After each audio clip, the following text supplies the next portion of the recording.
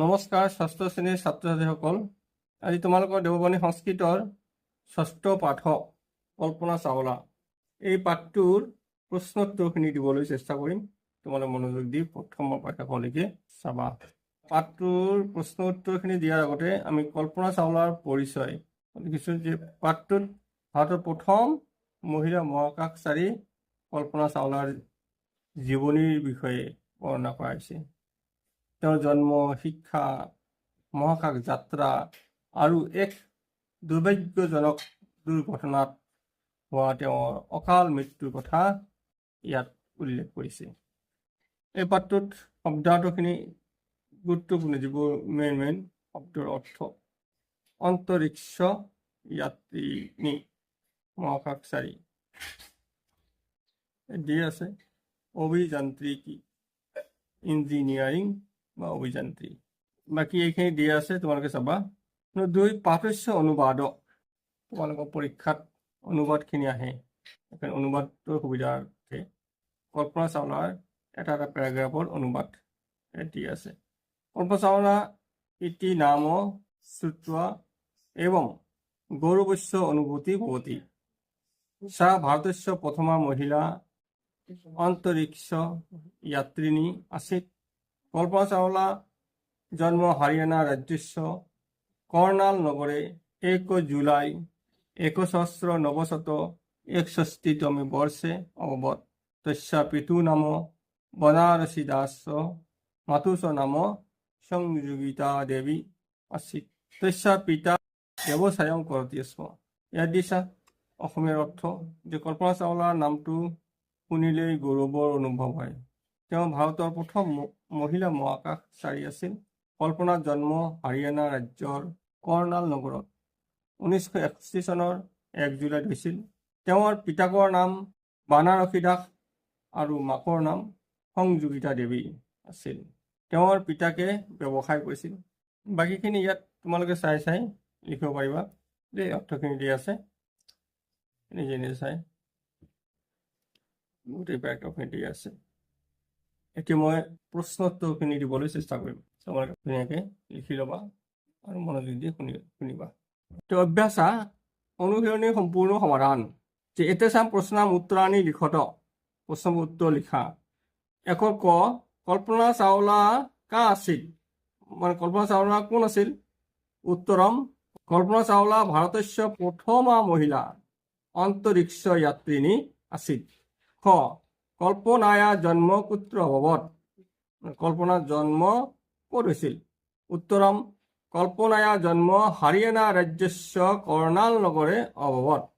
গ কল্পনায়া পিতা ক আছিল, মানে কল্পনাৰ দেউতাক কোন আছিল? উত্তৰম কল্পনায়া পিতা বনাৰসী দাস আছিল। ঘ কল্পনায়া প্ৰাৰম্ভিক শিক্ষা কুত্ৰ অভৱত, কল্পনাৰ প্ৰাৰম্ভিক শিক্ষা ক'ত হৈছিল?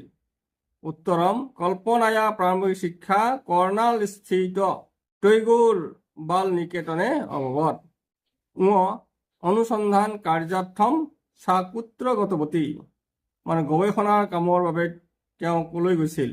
উত্তৰম অনুসন্ধান কাৰ্যাৰ্থম সা আমেৰিকাম গতৱতী।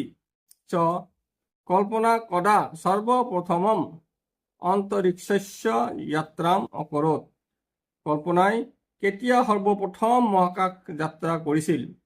উত্তৰম কল্পনা সৰ্বপ্ৰথমম 1997 বৰ্ষে অন্তৰিক্ষস্য যাত্ৰাম অকৰোত।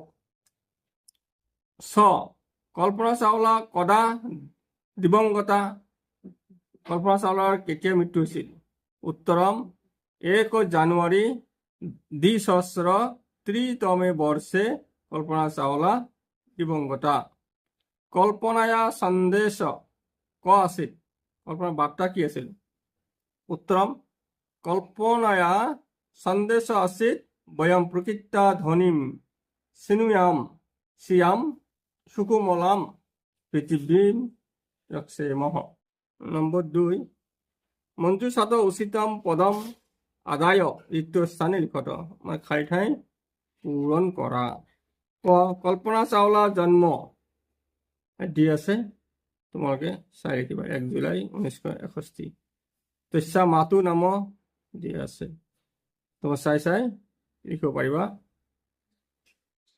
নম্বৰ 3, উদাহৰণসাৰম এতেষাং পদানাম বিভক্তিম বচনম চ লিখিতঃ।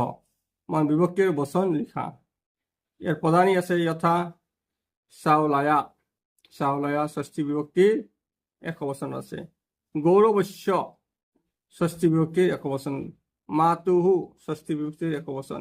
নিকেতনে সপ্তমী বিভক্তিৰ একবচন। মহাবিদ্যালয়ম দ্বিতীয়া একবচন। অন্তরিক্ষস্য ষষ্ঠী একবচন। ত্রুটিবশাৎ পঞ্চমী একবচন। প্রকৃত্যাহ ষষ্ঠী পঞ্চমী একেটা আছে, একবচন। সময়ে সপ্তমী একবচন।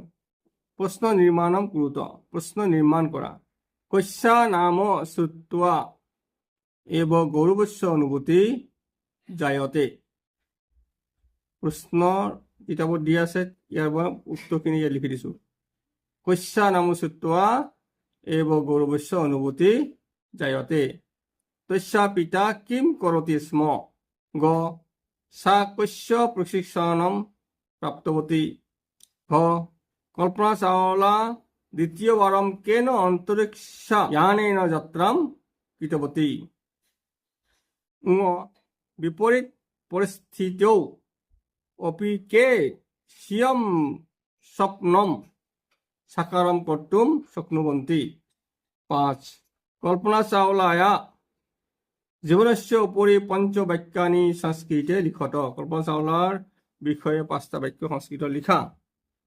এটি আছে, কল্পনা চাওলা ভাৰতস্য প্ৰথমা মহিলা অন্তৰিক্ষ যাত্ৰিনী আছিল।